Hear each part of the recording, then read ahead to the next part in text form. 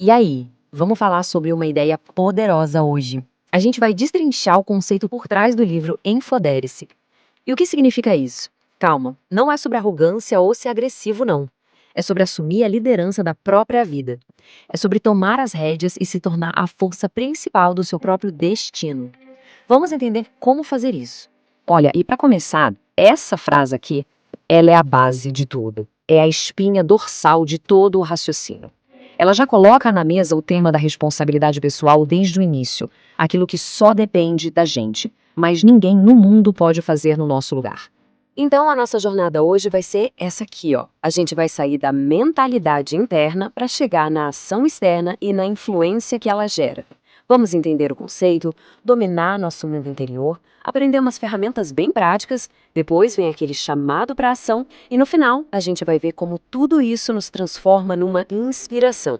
Beleza. Primeiro de tudo, vamos desmistificar essa palavra. O que ela realmente quer dizer? Pensa nela como um chamado para tomar o controle, para assumir uma postura de liderança na sua própria vida, sabe? A definição é bem clara, né? É o ato de se apropriar do seu poder pessoal, entender que a capacidade de mudar as coisas e de alcançar resultados está nas nossas próprias mãos. Esse é o ponto de partida para tudo que a gente vai discutir aqui.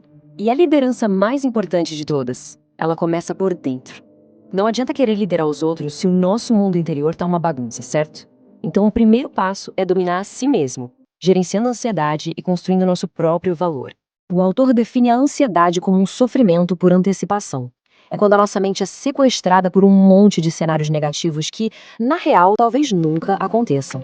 A chave para controlar isso é o que ele chama de lapidação, um aprimoramento contínuo. É como se fosse um treino diário para fortalecer a mente contra esses desafios.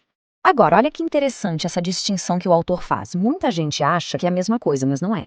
A autoestima, ali do lado esquerdo, tem a ver com o valor que a gente se dá, muitas vezes influenciado por como a gente acha que os outros nos veem. Já a autoconfiança, na direita, é a crença interna na nossa capacidade de enfrentar os perrengues. Elas andam juntas, mas são diferentes. Ok, com o mundo interior mais alinhado, como a gente começa a influenciar o mundo lá fora? Essa parte aqui é como um kit de ferramentas, sabe? Um guia prático para uma liderança que realmente funciona. O autor usa uma analogia muito boa.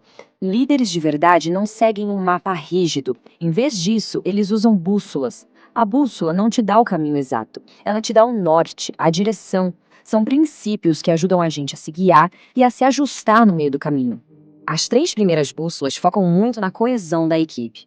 Primeiro, reconhecer os méritos, o que é fundamental para motivar as pessoas. Segundo, saber dar feedback, que é uma arte para corrigir o rumo sem desvalorizar ninguém. E terceiro, ser um mediador, neutralizando conflitos para manter o time focado no que importa. Já este próximo grupo de bússolas foca mais na responsabilidade pessoal do líder. Um bom líder sabe que não é autossuficiente e pede ajuda. Ele não foge das decisões, mesmo que difíceis. Assume os próprios erros como um sinal de força e não de fraqueza. E talvez o mais importante, pratica o que fala, porque o exemplo é a forma mais poderosa de ensinar. E as últimas bússolas são sobre as habilidades mais sutis, de inteligência emocional e comunicação. Um líder alinha os sonhos individuais da equipe com um objetivo maior. Ele é um maestro das emoções, que ouve e se importa de verdade. E, fundamentalmente, é um ouvinte assíduo, que geralmente fala por último para garantir que todas as vozes sejam ouvidas. Bom, depois de toda essa teoria, de entender os conceitos e as ferramentas, chegou o momento da verdade. É hora de agir. O foco agora muda da aprendizagem para a aplicação imediata no dia a dia. Então, depois de absorver tudo isso, a pergunta que não quer calar é: de quem é a responsabilidade de colocar tudo isso em prática? Quem tem que fazer acontecer? A resposta é direta e poderosa. A responsabilidade é inteiramente nossa. Os resultados que a gente alcança dependem sempre do que a gente decide fazer com as cartas que a vida nos dá. A escolha do caminho a seguir é nossa. E essa citação ilustra isso perfeitamente, né? A ação é um pré-requisito. Não dá para esperar um milagre, uma orientação divina, se a gente não tiver a coragem de dar o primeiro passo. E isso nos leva à nossa conclusão. Todo esse processo de empoderamento não é um ato egoísta. Muito pelo contrário, é uma forma de inspirar quem está ao nosso redor. O poder de realização cria um efeito dominó. A mensagem final do autor é que a nossa ação tem um impacto muito maior do que a gente pensa. Existem pessoas por aí, muitas que a gente nem conhece, esperando pelo nosso exemplo para que elas também possam acreditar em suas próprias capacidades. A diferença que uma pessoa faz pode ser a inspiração de que muitas outras precisam. E a gente encerra com essa reflexão. A pergunta que fica não é só sobre o que podemos alcançar, mas sobre quem podemos inspirar. A inspiração que o mundo precisa, será que ela pode começar em cada um de nós? Qual o primeiro passo que pode ser dado ainda hoje?